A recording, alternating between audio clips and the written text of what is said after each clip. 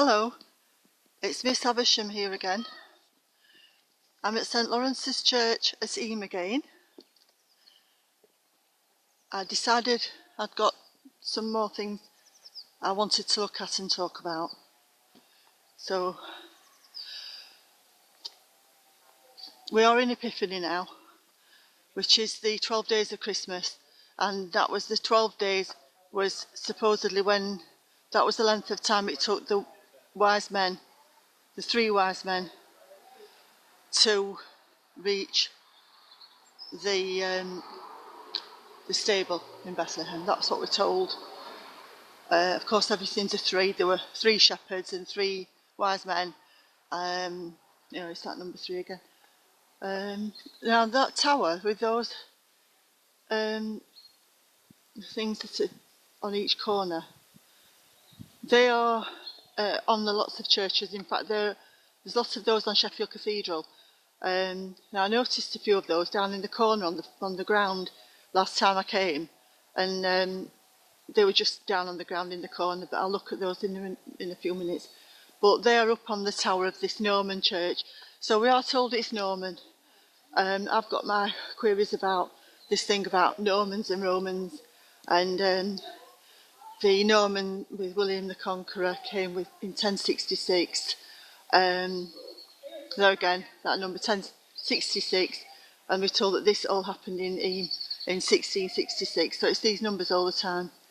So you can see the tower up there, and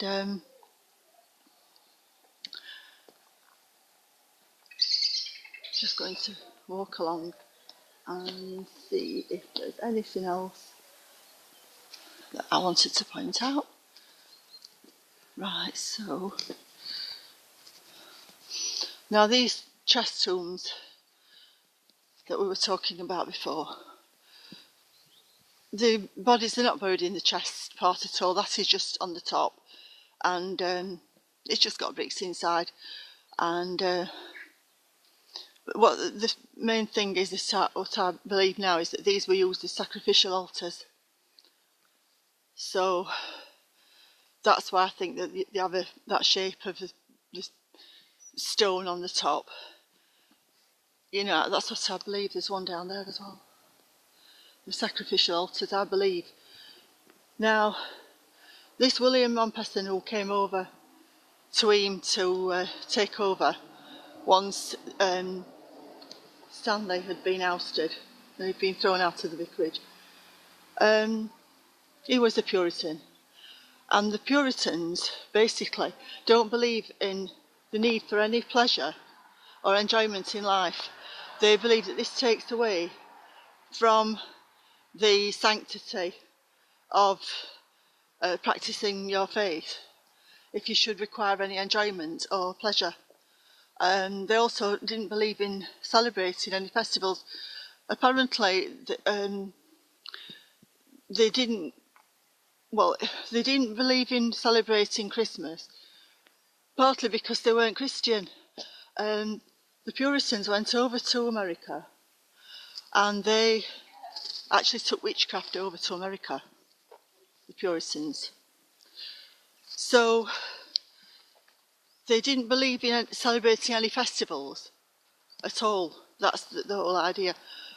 But the thing is, with Christmas being December 25th, the reason that it's been given that date is because of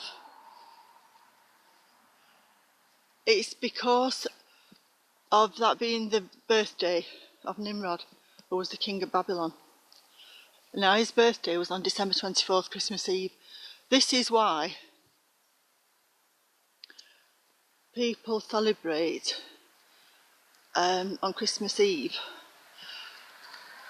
It's the birthday of Nimrod. His wife, of course, was Ishtar or Astarte, or the other name for her was Queen Semiramis. She was the Queen of Babylon. Now, this skull and crossbones, that denotes, is Puritan, and that denotes the briefness of life on this earth, And the cross, actually, the cross is the symbol for Nimrod. So when you see the word Christmas shortened to Xmas, that denotes Nimrod, because the X symbolises Nimrod. So those bones are in a cross shape, and that is what it stands for. It's not Christian at all.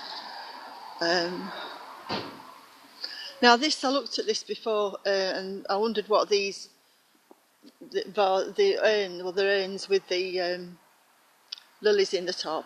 Lilies symbolise immortality. So that's why we've got the lilies there in the urns. But there again, I believe this will be a sacrificial altar. So this one I looked at last time with the all-seeing eye at the top. It was quite scary. But that said that person died age 22 years. That number is very important, 22. So I don't think that was necessarily the true age of the person. I think it's been altered.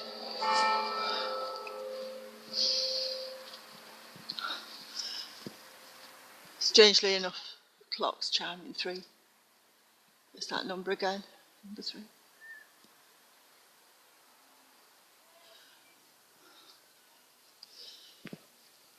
Now, William Mompesson, after all this happened, he moved away. After it was all over, he moved away, and he had difficulty actually getting employment as clergy in another place. But he ended up living in a hut somewhere at one time. He wasn't a popular person at all, but anyway, he did end up getting a job somewhere, and he ended up remarrying again, and he had 3 sons and a daughter, and the 3 sons all became clergy themselves. Now, this is what happens often with the wealthy people.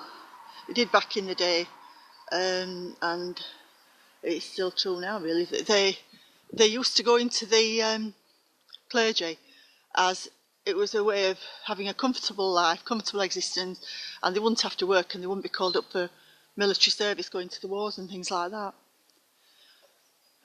His daughter remained unmarried. She was a spinster. There again, this is always strange that these daughters from well-to-do background didn't marry, because at that time it would have been important for a woman to marry, to have, security, basically. And but a lot of these daughters of these well-to-do families seemingly didn't marry. They remained spinsters, and Mompesson's daughter from his second marriage, she remained unmarried. This is because if they married, their husband would inherit, they would take over their money and their property. So that's why they remained unmarried. I mean, this was the same with the Brontes. The Brontes didn't marry. One of them did, but not till later in life, and then she actually died only 9 months after she got married, so I believe she died in childbirth. But that was, so they didn't marry either. And the old people from that time, going back into a few hundred years ago. Now, this is a stone I saw before. Now, it is a strange one because, look, it's saying supposedly 1665, but you can see somebody's carved that on. I mean, I can't even see the number 1, and it looks like somebody's carved it in to make it look like 1665, but I just think that's fake. Somebody's carved that in.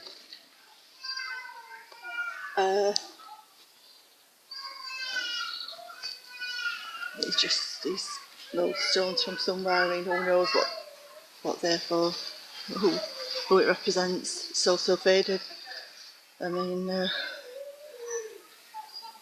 it's obviously got a fleur-de-lis on the top. Now, these are the ones I was thinking about. That these look quite old and battered, but they're the similar format to the things that are up on the tower on the roof. Now, they're the sun wheel, and that is the Templar cross. what it looks like to me, a Templar cross on that one.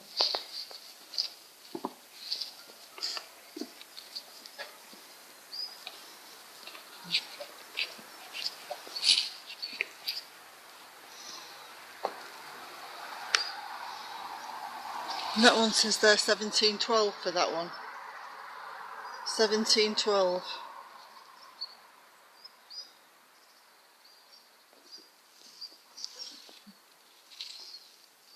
I suppose they propped it up there just because this is quite old, just to show. That's one of the older graves, because there isn't anything really before the late 1700s. Well, this is 1712 supposed. I mean, I'm not even sure that's a correct date, has it been altered?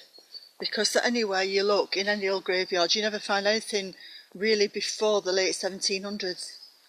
And in this one is this Reverend Stanley's stone. But I mean, where is he buried? They've put the stone here, so where is he actually buried? You know, wouldn't you think they'd have left the stone where it should be on the grave? But I don't know where he's buried. Right, so this place is deserted most of the time. So I'm just going to...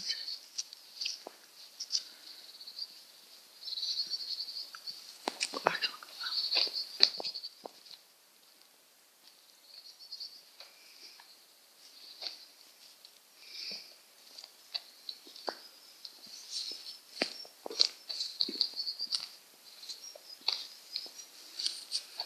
As it is Epiphany, I'm going to go back in the church again.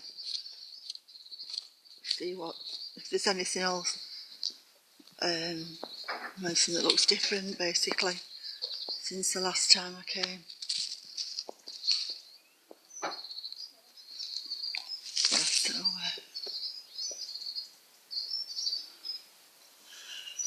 I'll just wait till these people have gone.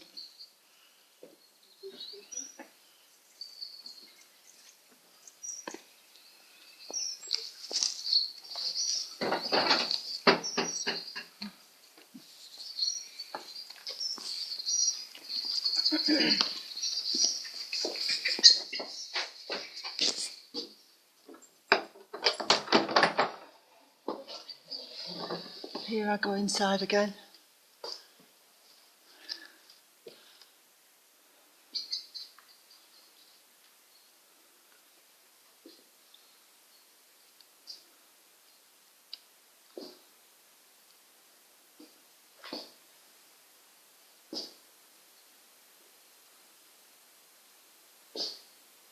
Lucifer stars very much in evidence.